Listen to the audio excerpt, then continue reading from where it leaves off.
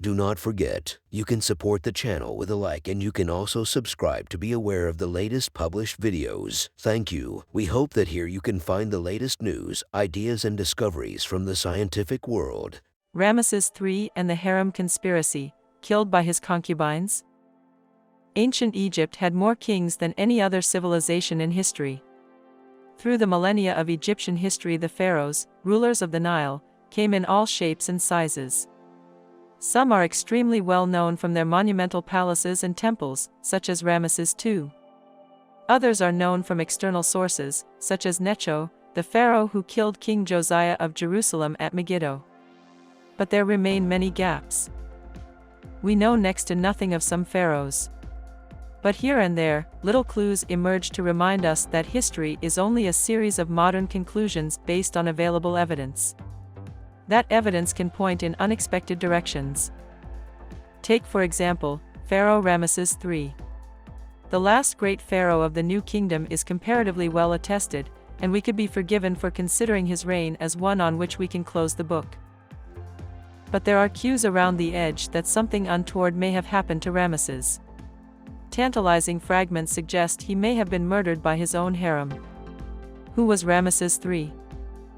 Ramesses the Great, or Ramesses III, was an ancient Egyptian pharaoh who ruled ancient Egypt during the New Kingdom period.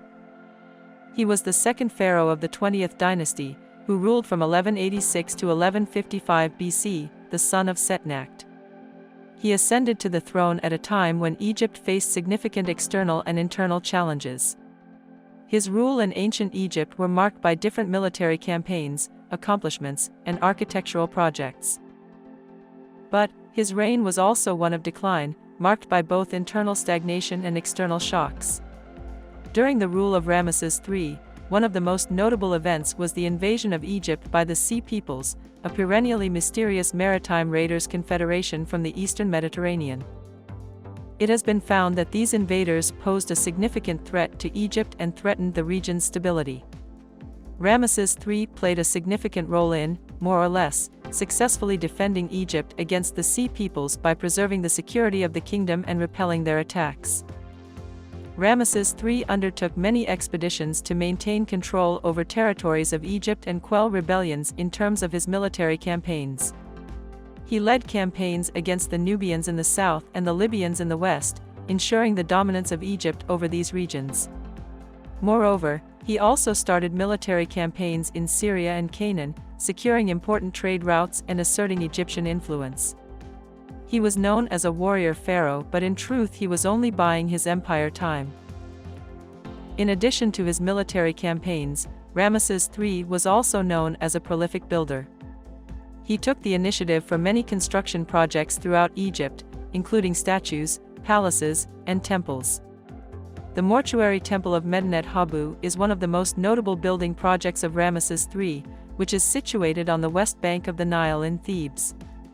It is renowned for its elaborate reliefs and grandeur, offering valuable insights into the architectural and religious practices of the time. Additionally, Ramesses III supported the arts and literature. He paid for the creation of numerous literary and artistic masterpieces, such as the Harem papyrus, which details his triumphs and accomplishments. Many papyri survive which detail the pharaoh's rule, military conquests, and historical events.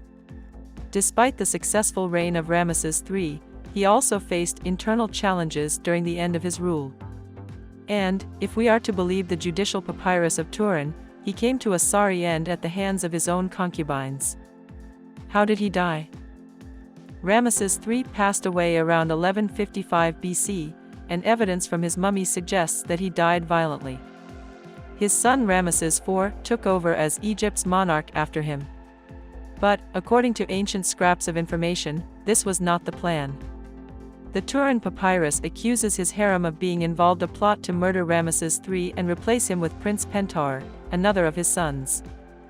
However, the motivation behind the conspiracy is not entirely clear and is considered to be more complex. It has been found that many factors are contributing to this conspiracy. The succession, ever a complex game in Egyptian politics, was the important factor. Each mother in the pharaoh's vast harem wanted to guarantee the throne for her own child. One of Ramesses III's sons from a second wife, Prince Pentar, was the main conspirator. It is believed that Merines, the first queen, and her son Ramesses IV wanted to end Pentar's threat and reclaim the throne for their own family. Moreover, the dissatisfaction among the priests and high-ranking officials could be another motive. It has been found that the rules of Ramesses III experienced economic difficulties, including the strain caused by the invasions of the Sea Peoples. At that time, some officials may have felt discontented or marginalized, and a decline in royal authority has been observed. It is possible that the harem conspiracy may have intended to remove both Ramesses III and his immediate family so that they could replace them with a new reigning elite. The Turin judicial papyrus documents the conspirators' court case proceedings. Ramesses III may have been the target of an assassination attempt, according to the text. Consequently, the papyrus suggests that the conspirators proposed to use poison, magic, and spells to cause the demise of the pharaoh. However, the papyrus also is clear that the attempted murder was unsuccessful. We have the mummy of Ramesses III, which has a deep wound in his throat. Based on this, it appears the pharaoh did indeed die violently, and some have speculated that this was received from a member of his harem when their magical attacks failed. Few others would have had access to the body of the king in order to inflict such a wound. What is certain is that there was infighting over the succession after his death. The trial records show the interrogation, execution, and arrest of the conspirators, including Prince Pentar. Some were sentenced to death by forced suicide or hanging, but the acquittal or banishment of others suggests this was not merely some purge. Ramesses III's triumphs in battle, accomplishments in architecture, and cultural contributions all serve as reminders of the strength and sway of ancient Egypt during the New Kingdom period. The monuments and records from his time give valuable insights into the social, political, and religious aspects of ancient Egyptian civilization. The death of Ramesses III and the harem conspiracy reflect the internal power rivalries, political intrigue, and struggles that could occur within the Egyptian court.